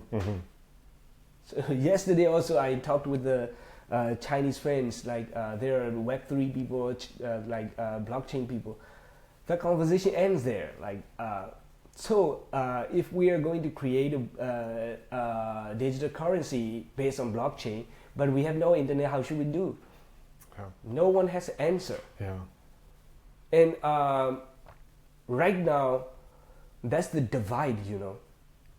And this is going to be a great divide. Like we are talking about literally, you know, yesterday I met with people. they're talking about Web3, they are talking about the blockchain and how to create smart contracts and how to govern your organization with DAO or something. While meanwhile, I'm talking about this internet infrastructure. We are still struggling with internet infrastructure. Yeah. And what is this society going to be in 10 years, in 20 years? Are we going to, like the historian Yuval say, are we going to become like useless society? Because in the world order, we are not talked about, like we are being forgotten. Yeah. Like everybody's talking about this Asian century, like Asian futures, and the future is Asian, that kind of shit. But nobody talks about the countries like us, the LDC, least developed countries, Yeah. because the given facts are totally different right now. Like nobody talks about the situation where internet is not accessible unless you are working at an offshore oil rig, or unless you are climbing the Mount Everest. You don't talk about off-grid communication. So we have no solution. So right now it is in need, like, because it's not only because of the internet shutdown. The infrastructure is damaged, like heavily damaged. So I always reference this because the cell phone towers in 2021 alone, according to Reuters, 400 towers are destroyed. It's 180,000 US dollars, like generally, for one cell phone towers. So it's a big money. And who is going to invest in that during this war? Nobody's going to invest in that. And how are we going to restore this infrastructure? Yeah. It's impossible. Like, let's say the revolution is going well and the ethnic armed organization has controlled the area. They don't have technical capacity. They don't have capital investments to restore these infrastructures. So what are the alternative infrastructures that we can deploy cheaply and that we can deploy like as a manner of decentralized communication infrastructures? So we have to work on that. Like we have to work on that a lot. We have still a lot of things to do to research on that areas, because nobody's talking about no internet scenarios. Nobody's talking about even in this digital kind of subject, people who are working on this digital rights and stuff, and we talk about there are a lot of organizations who track these internet shutdowns, like where it is happening, including us. We also do that. But the question is, okay, the internet is shut down, inaccessible. Then what are we going to do? Are we going to sit and pray that the internet is coming back? It's impossible. So we have to work on this. So that the digital resistance campaigns, these creative campaigns, the forces against these atrocities of the military will survive. Otherwise, it's done.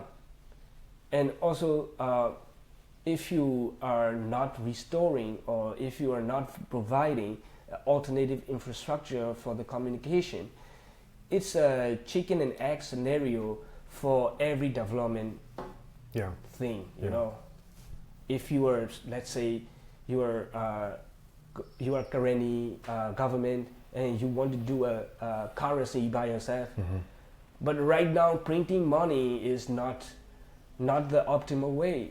It costs so much money. Like it will cost about two-thirds of the value. Like if you are going to produce 10,000 chats, and the printing cost will be like 7,000. So it's not optimal. You have to go digital, and if to go digital, you have to have digital infrastructure. Yeah. Like without digital infrastructure, your money is nothing. So it's chicken and egg. So right now, in this like digitally like we're in a symbiosis with digital realm. Like we cannot, as humans, like what are you without your phone? Like what are you without your digital equipment? You're nothing. Yeah. So in this era of like hybrid humans, like you have to think about it like as humans, like for your physical needs, you find shelter, you find food. Like that for our digital selves, we need infrastructures as a basic need. That's so powerful. Everything you just said. I thank you so much for that wealth of sharing and reflection. And I want to check in of where you're at this whole thing. We've heard in different parts of these last 2 hours. I've heard parts of what you said as being hopeful, optimistic, pessimistic, grim, laying out a wider future beyond this revolution that is really anything but, and has some massive concerns which we all know and are not new. You lay out, I think to summarize and to build towards the last question, you lay a scene of a repressive regime becoming more repressive and using the tools that they are learning from their tyrannical allies to see how to shore up their surveillance abilities and as well as to limit the access of the civilian population entirely, where they're then carrying out some kind of attack.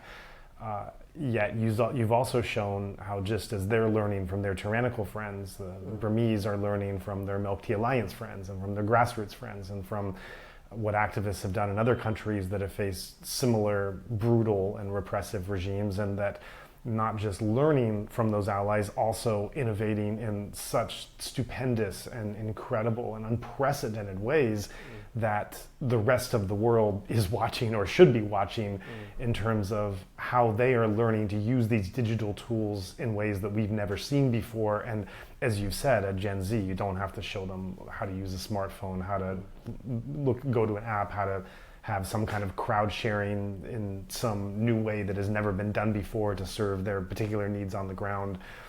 So you have this game and this battle taking place with incredible stakes that in your position are monitoring and reporting on quite extensively. But then, as you just went into, then you have the wider landscape, and I think this is a question that we've asked so many people that have come on the podcast, which I don't have to ask you because you've just answered it.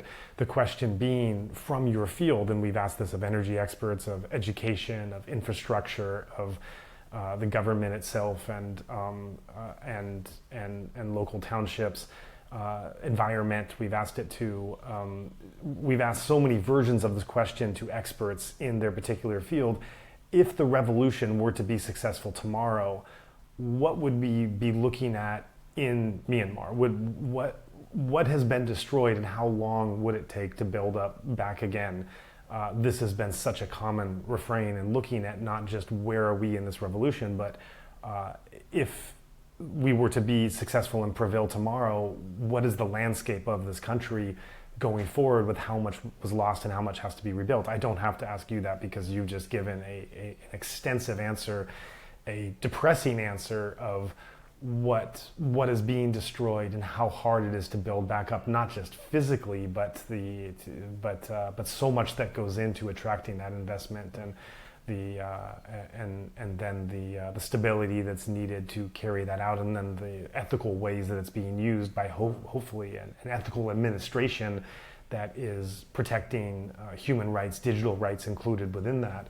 And so I guess the concluding question that I'm left with is how we have this mix of hope and optimism and this grim yet accurate pessimistic view of the forces, these evil dark forces that are at play. So where are you left with it? I imagine it's not one answer. I imagine you're holding, there's a lot of balls that are suspended in the air that you're looking at and gravitating from one to the other as you're also trying to make sense of a very complicated and layered reality in front of you in this landscape, both the landscape of the current revolution and who is actually going to win in small and large ways, and then looking beyond and the ways that Myanmar is being left out of, as you described, this Web 3.0 and these new innovations that your friends are talking about every day, that you're not barely even at Web 1.0, let alone the 3.0. And so what would you like to leave the audience with? How would you like to characterize and summarize and conclude all of these facts and details that you've put together in one concluding message that might be layered in all of the nuances of this battle taking place on the road ahead? Where would you say, how are you feeling as you go through your days and as you look at the prognosis of what's to come? Yes, so we talked in last 2 hours, we talked more about the challenges, I think, repression. But it is looking at the enemy, like laying the facts, the truths of the challenges is just what we need to do. But for me, I have hopes, a lot of hopes, and also I see this. This is a enormous pressure, but it is also, we can turn it into an opportunity, because honestly, if we are very future oriented, if we are very wise enough, we can become like Asian Wakanda. Like we can be right now. We have nothing. So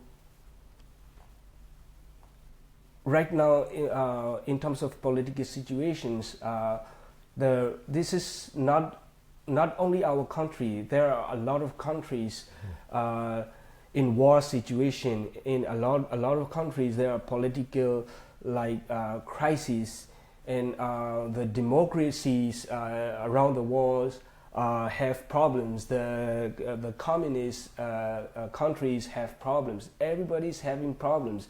So the world that we have known, like the democratic world, like the ideology, the era of ideologies this is the end, you know. So in the same time, we are the countries who are like rebuilding. That's why Revolution 2.0 is not about fighting, not about killing. And so, of course, we have to win in a military situation. But we also have to think about rebuild. How are you rebuilding this country? Are you rebuilding the old way? No, we have to learn from that. For example, like the nearest example of, with my life is, are you going to build like this monopolized telecom market with 4 operators? No, I'm not going to. Like we have to have decentralized communication strategy in each region, because in each region there are their bordering countries are different. The need of the communication internet access is different, and the infrastructures, who is nearby the undersea cables, like CME-V4, CME-V3. We have 4 points in Myanmar that the submarine cables go in. So it is different from region to region. So we cannot be the old system. Like we cannot rebuild this old system. Like politically, in terms of politically, digitally, and also we have to see this. We have to see this events as like we have to see these events as the opportunity. Like it is created, like the ground is clear. Like okay, the ground is clear. We don't have any constraint. We don't have any pulling back from the history, because the worst things happened already. Like right now, if I watch horror movies or thriller movies, like the war movies, it's not a like very horrifying for me anymore, because everything happened real life in my country. I know. So there is no worst case than this anymore. So this time is for like rebuilding. Like it is also, we have to from individual level. This was the old problem. This is not a new problem. We have faced this coup like several times. This was the old problem. We were solving that old problem with the same capacity. Like so, we need to upgrade ourselves. Like individually, we cannot solve this same problem with same capacity. We have to like. We will get the same result if we do this again. Yeah. So we're not doing this again anymore. So and also we need to think about the world order. Like the world order is not taking us in. Like I told you about this future research, future studies, and in future study literature, literally only one paper about Myanmar.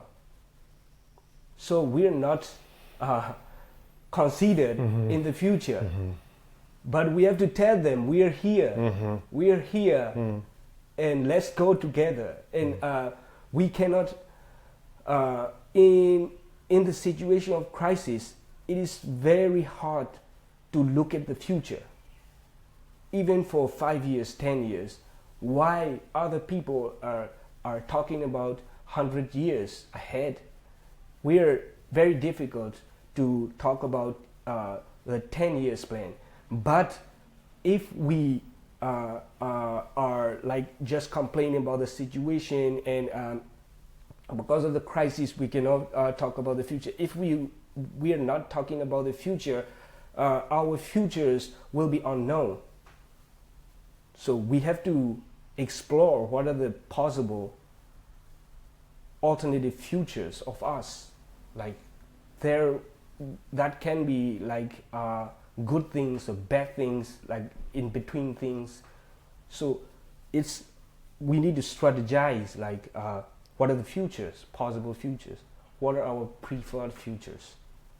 Where are we going? Right now, we are talking about the revolution is winning, the revolution is going to happen. But okay, what exactly are the scenarios? How are we going? What are the preferred ways to go from here to there? Like, so, and also, right now, if we have internet, the playing ground is level. Like we can do what other countries are doing. Like we don't have to do the mistakes of other countries again. Right now, the governance, the political ideologies, the idea of the digital society, everything is changing.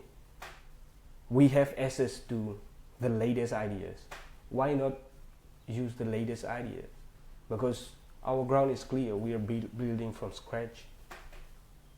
So to conclude, I have optimism. Like we can become Asian Wakanda.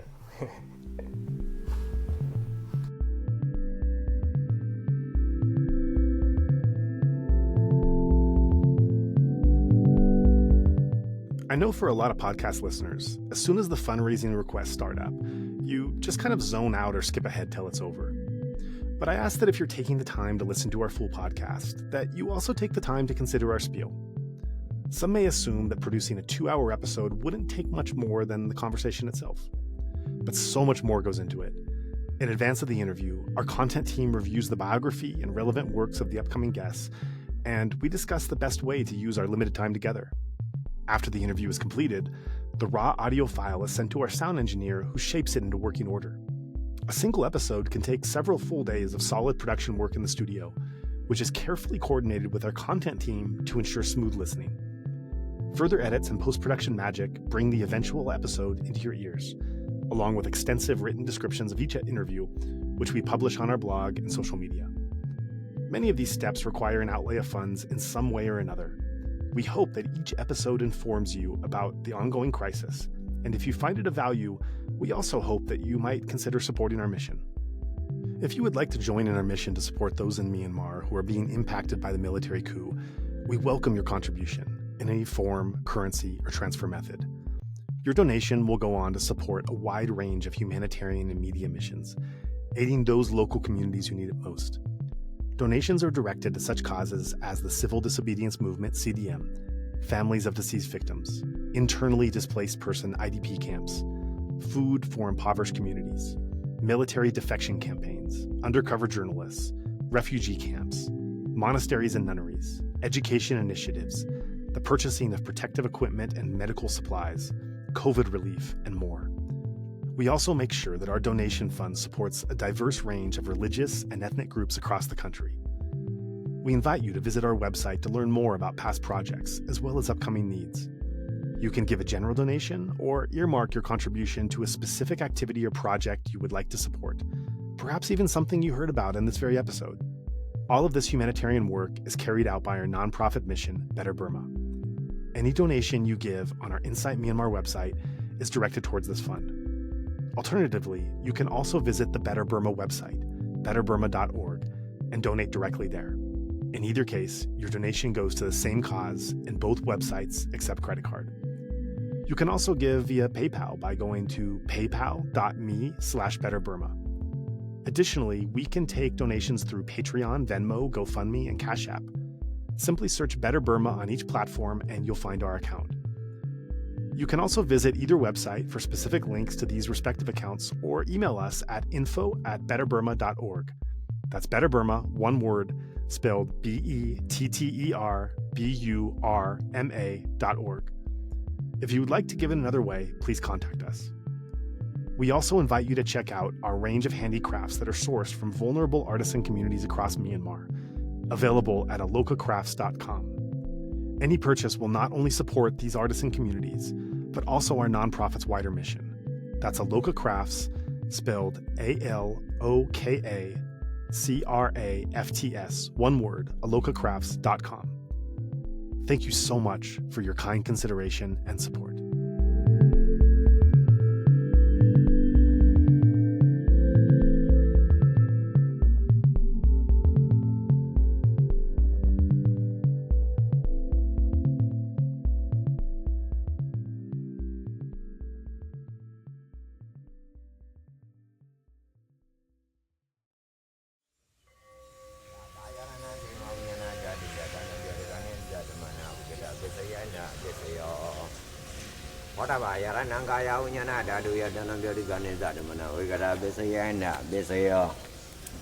Hoba yarananda dayananga yaranaya dayanang boda yaranam